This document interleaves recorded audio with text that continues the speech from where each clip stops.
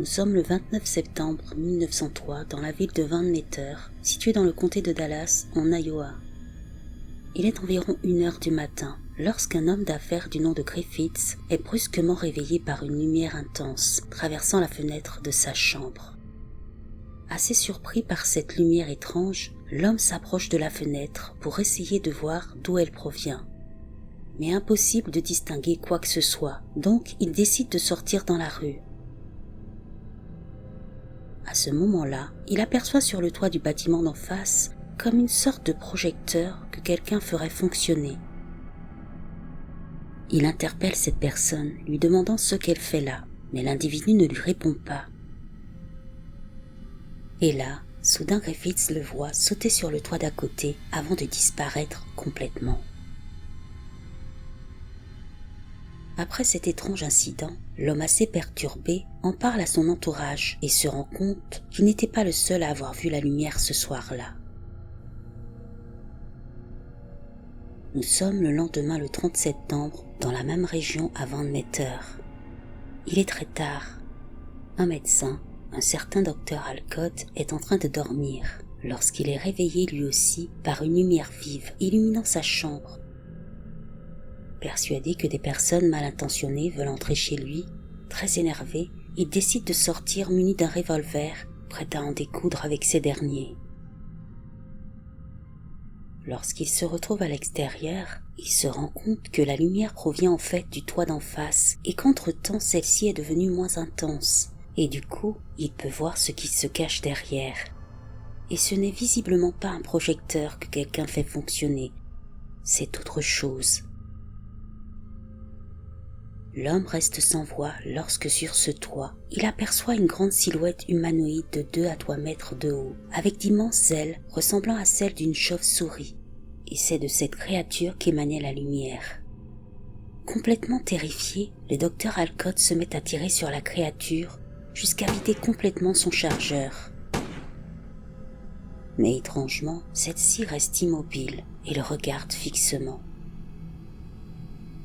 Ne pouvant plus rien faire face à cette chose, l'homme décide donc de prendre ses jambes à son cou et s'enfuit vers sa maison. Aussi, juste avant d'entrer, il regarde de nouveau en arrière et la chose avait disparu. Bientôt, la rumeur d'une étrange créature ailée se répand dans toute la région.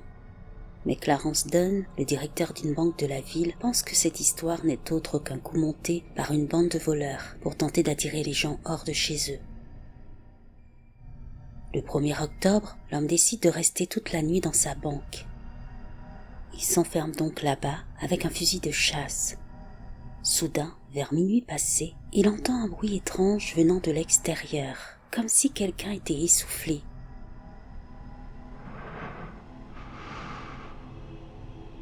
Puis voilà que la même lumière vive illumine la banque. En regardant par la fenêtre, il aperçoit la créature. Il décide de sortir et se met à tirer sur la chose qui s'enfuit et disparaît dans la nuit. Le lendemain, Clarence Dunn retrouve 3 empreintes étranges à l'extérieur de la banque. Plusieurs personnes ont dit avoir vu cette chose ailée, et la dernière fois qu'on l'a aperçue, c'était à l'entrée d'une mine de charbon abandonnée. Le plus étonnant est qu'elle était accompagnée d'une autre créature identique, mais plus petite. Après cet incident, l'entrée de la mine de charbon a été fermée, et ces êtres n'ont plus jamais été revus. Mais quelle était cette créature? D'où venait-elle? Était-ce une sorte de cryptide, ou peut-être un mothman?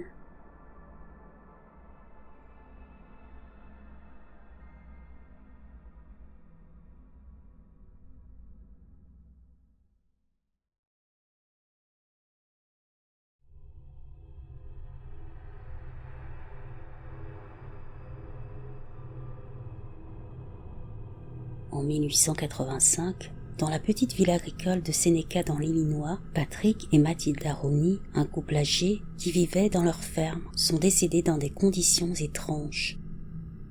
En effet, la femme a été retrouvée brûlée vive dans sa cuisine. Bizarrement, tout son corps avait été réduit en cendres à l'exception de ses pieds gravement brûlés. Son mari Patrick, qui se trouvait à ce moment-là dans une autre pièce, est mort lui aussi. Ce dernier a apparemment été asphyxié par la fumée. Les enquêteurs ont été assez troublés par ce drame. Ils n'ont trouvé aucun signe d'acte criminel, et à part le corps de Mathilda, ce qui est étrange, c'est que les flammes ne se sont pas propagées au reste de la pièce.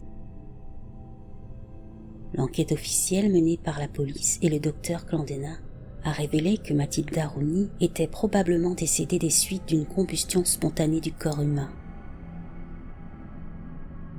En 1951, le corps de Mary Reiser, une femme de 67 ans, a été retrouvé dans son appartement à Saint-Pétersbourg, en Floride. Le 2 juillet, en se rendant à l'appartement, la propriétaire Nancy Carpenter a remarqué que la poignée de la porte d'entrée était brûlante. Inquiète, celle-ci, avec l'aide de 2 ouvriers, s'est introduite dans les lieux, et ce qu'ils ont vu les a horrifiés. Ils ont trouvé le crâne de la pauvre femme calciné et rétréci, un pied chaussé de pantoufles et une partie de sa colonne vertébrale. Aucune autre partie du corps n'était présente, ayant été presque entièrement incinérée. Et ce qui est encore plus étonnant, le reste de l'appartement n'a pas subi de dégâts. D'ailleurs, il y avait une pile de journaux à côté d'elle qui n'a même pas brûlé. Des tests ont été effectués sur plusieurs éléments de la pièce où Mary Reiser est décédée, mais rien qui puisse avoir déclenché l'incendie n'a été trouvé sur ceux-ci. Finalement, son décès a été classé comme un accident causé par un incendie d'origine inconnue. Nous sommes en 1982, le 15 septembre, dans le nord de Londres. Jenny, une femme de 61 ans, atteinte d'handicap mental, est avec sa famille dans leur maison d'Edmonton. Alors qu'elle se trouve dans la cuisine, en compagnie de son père Jack, brusquement, sans qu'on nous comprenne pourquoi, le haut de son corps prend feu complètement. Sous le choc, son père Jack et son beau-frère Donald Carroll tentent aussitôt de lui venir en aide en utilisant l'eau de la cuisine. Ils réussissent à éteindre les flammes. Bizarrement, il n'y a pas eu de dégâts dans la pièce, et la chaise où elle se trouvait, qui était pourtant en bois, n'a pas été touchée non plus. Malheureusement, Jenny, elle, est gravement touchée. Très vite, ils appellent l'ambulance qui l'emmène à l'hôpital. Elle est admise à North Middlesex, puis transférée à l'unité des brûlés, à Mount Vernon Hospital. Elle y est soignée, mais malheureusement, elle décède peu après d'une bronchopneumonie. Mais qu'est-il arrivé à cette femme? A-t-elle été victime d'une combustion spontanée? En tout cas, le mystère reste entier.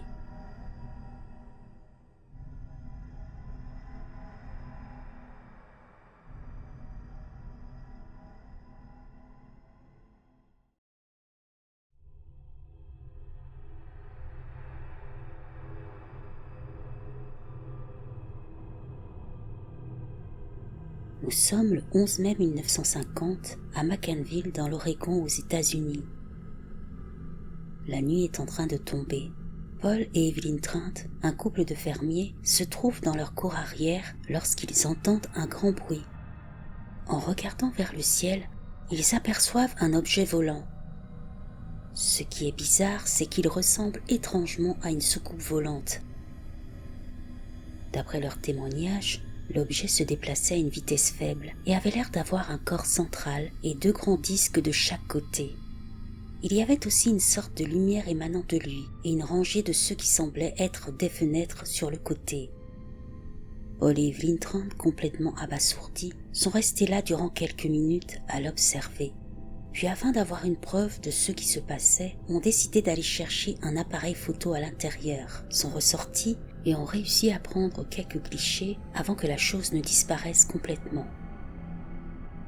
Après avoir développé les photos, ceux-ci ont été surpris de voir une image assez claire de l'OVNI. Suite à la révélation de leur histoire, les fameuses photos ont été publiées dans le journal local, et bien sûr celles-ci n'ont pas laissé le public indifférent.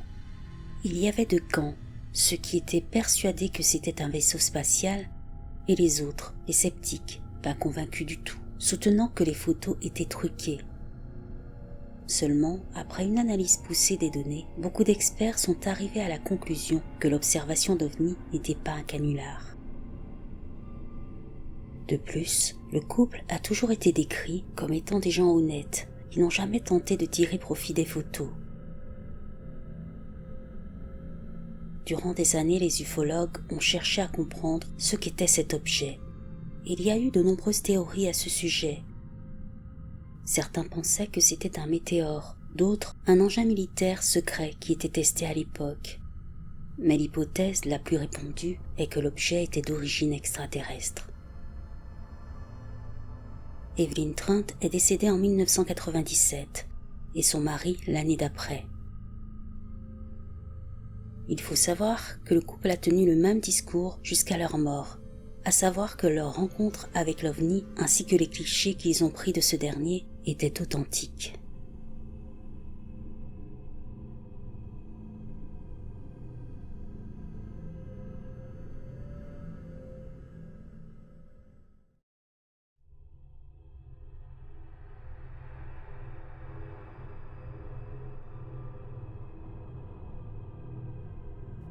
Nous sommes en août 1966 au Brésil, à Niterói, sur une colline appelée Morro do Vitem. Alors qu'il fait voler son cerf-volant là-bas, un jeune garçon âgé de 18 ans fait une horrible découverte. En haut de la colline, il aperçoit 2 cadavres dans l'herbe. Terrifié par cette vision, il ne tarde pas à prévenir la police. L'endroit étant difficile d'accès pour les autorités, c'est donc le lendemain que ces derniers arrivent. Et la scène qu'il découvre est assez étrange. En effet, les 2 hommes sont allongés sur le dos, l'un à côté de l'autre. Ceux-ci sont très bien habillés en costume-cravate, et par-dessus leur costume, ils portent tous 2 des imperméables de couleur jaune. Par ailleurs, à côté des corps, on retrouve un sac contenant 2 serviettes et aussi une bouteille d'eau vide. Mais encore plus bizarre, sur chacun de leurs visages, il y a des feuilles de plomb découpées en forme de lunettes. Mais pourquoi portaient-ils ces étranges masques de plomb? Un carnet de notes a également été trouvé sur les lieux. Dans ce dernier, il y avait des formules mathématiques, des schémas, une liste de matériel électronique et de pièces de rechange. La 2e page disait « Dimanche, un comprimé après le repas. Lundi, un comprimé le matin à jeun. Mardi, un comprimé après le repas. Mercredi, un comprimé avant d'aller se coucher. » La 3e page disait à 16h30 se retrouver à l'endroit convenu. 18h30, avaler les gélules. Après les faits, se protéger le visage avec les masques, attendre le signal. Ils avaient leur papier d'identité sur eux, donc on a su très vite qui ils étaient. Leur nom, Manuel Pereira da Cruz et Miguel José Viana, âgés d'une 30aine d'années. 2 pères de famille, techniciens en électronique et originaires de Campos, une ville de l'état de Rio. D'après leurs proches, ils avaient dit quelques jours avant qu'ils devaient se rendre à Sao Paulo pour acheter du matériel et une voiture pour leur travail. Mais visiblement, ils n'ont pas pris cette direction. Et c'est en bus que les 2 hommes se sont rendus à Niterói le 17 août. Lorsqu'ils sont arrivés là-bas, ils ont acheté les imperméables, les serviettes, puis sont allés dans un bar et ont acheté une bouteille d'eau. Le barman qui a témoigné a dit qu'ils regardaient sans arrêt leur montre, l'air pressé et nerveux. Puis ils ont été vus pour la dernière fois vers 15h. Ils se rendaient vers les collines. 3 jours après, ils ont été retrouvés sans vie. Décidément, cette affaire est vraiment étrange, car sur les lieux, on ne trouve aucune trace de lutte. Et après autopsie des corps, aucune blessure apparente. Cette affaire reste une vraie énigme encore aujourd'hui, et bien sûr, elle a suscité de nombreuses théories. La plus populaire est que Manuel et Miguel étaient en réalité passionnés d'OVNI, et qu'ils tentaient de contacter des extraterrestres. En effet, des membres de la famille ont confirmé ces dires et ont ajouté qu'ils avaient créé un petit laboratoire pour les étudier. José Venancio, l'inspecteur en charge du dossier, va interroger les habitants du coin. Il va s'avérer que dans la même période, plusieurs d'entre eux auraient observé d'étranges objets dans le ciel. une femme affirme avoir aperçu un ovni le 17 août. L'objet volant est resté immobile quelques minutes au-dessus de la colline de Vitem, à l'endroit même où les deux hommes ont été retrouvés morts. Puis ce dernier est reparti à toute vitesse. Une mère de famille, Gracinda Barbosa, va se rendre dans un commissariat.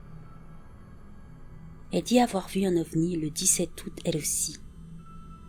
Vers 19h, alors qu'elle était en voiture avec ses enfants, non loin de la colline de Vitem, ils auraient aperçu un objet volant dans le ciel.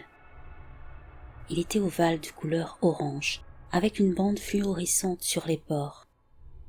Il émettait des rayons, et ses enfants et elle l'ont vu monter et descendre dans les airs pendant quelques minutes. Après ça, d'autres témoignages similaires vont se succéder. Le 27 août 1966, Elcio Gomez, un ami de Manuel et Miguel, pilote dans l'aviation civile, va témoigner.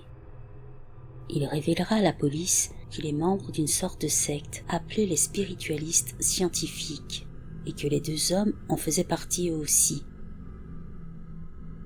D'après ses dires, les membres de cette communauté tentaient de rentrer en contact avec des extraterrestres et pour cela, ils utilisaient des substances hallucinogènes.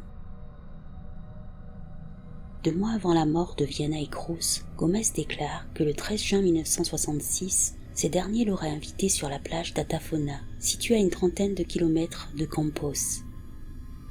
Il déclare ce soir-là avoir assisté à un événement étrange. Selon lui, lorsqu'il retrouve ses 2 amis sur la plage, un objet volant très lumineux serait descendu du ciel, aurait plané au-dessus du rivage durant quelques minutes, puis serait remonté vers le ciel à une vitesse incroyable. En tout cas, malgré les nombreuses théories à ce sujet, l'affaire des hommes au masque de plomb reste encore une énigme à ce jour.